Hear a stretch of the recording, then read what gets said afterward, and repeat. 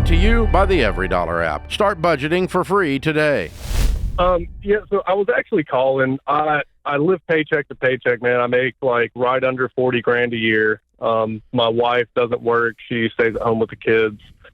I've cut costs, as much as possible, and we're still just not really saving any money. Like, I just feel like I'm beating my head against the wall, and I'm trying to get us into a house and things like that. But my main question is, what is the best way for somebody like me? I have no retirement. I have no savings. I have nothing for the future. I'm 32. You got to, Michael, you got to make more money, brother. Like, you're not making, you're not making 40 grand. What do you do for a living?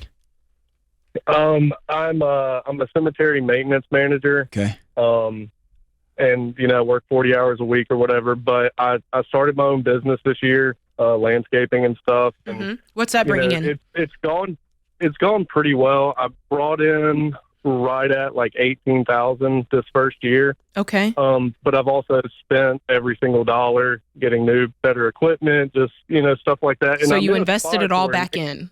You didn't. Yeah, and next year I'm actually in a good spot to, I think, actually make a profit. But I haven't paid myself out of that business, and I feel like I'm just killing myself trying to juggle everything and then not getting anywhere. Yeah. On top. Well, let me bust in here. Tell me a little bit more about your financial snapshot, because we know that you're making the 40,000. I'm not going to lie to you. It's going to be tough to make your way with that.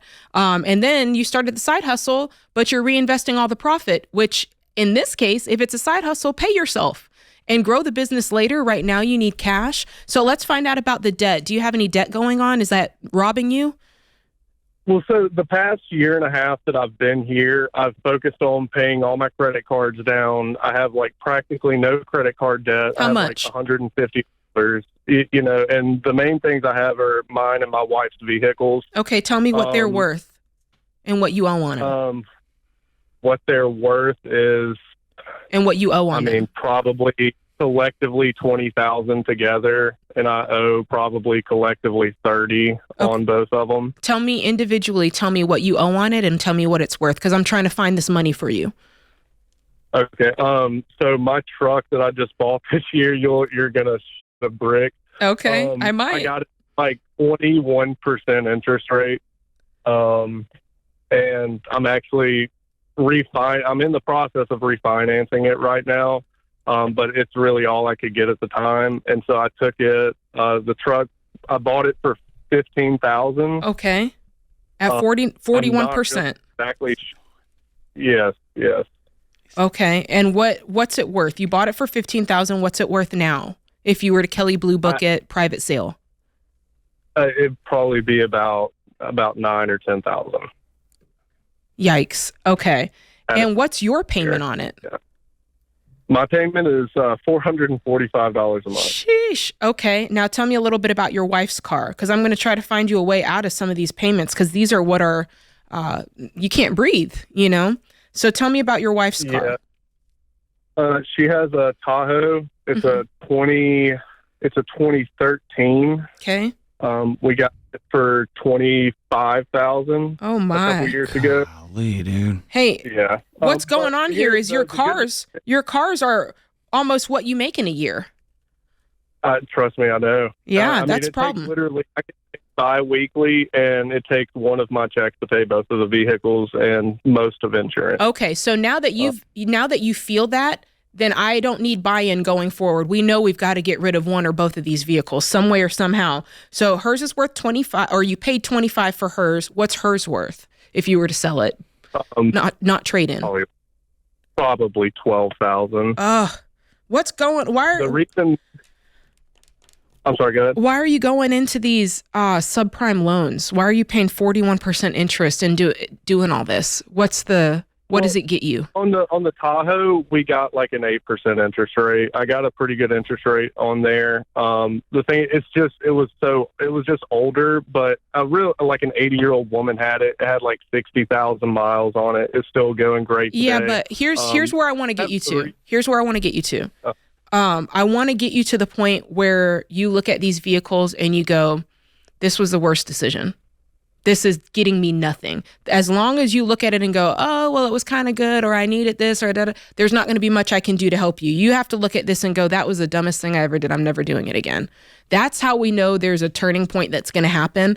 And I hope you get to that point, because truly something's behind this for you to make $40,000 a year and have almost $40,000 in vehicles.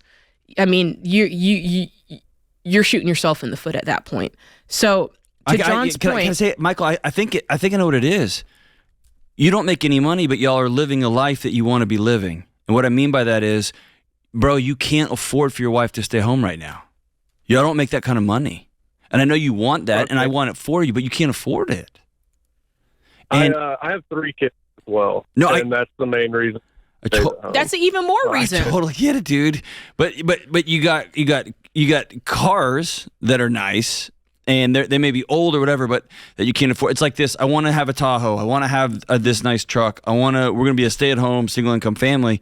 All of that works good on paper, and it looks good on Instagram. It doesn't look good in reality. How old are your kids, man?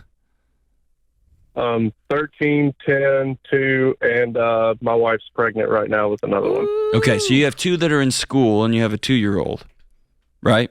Yes. Is she homeschooling also?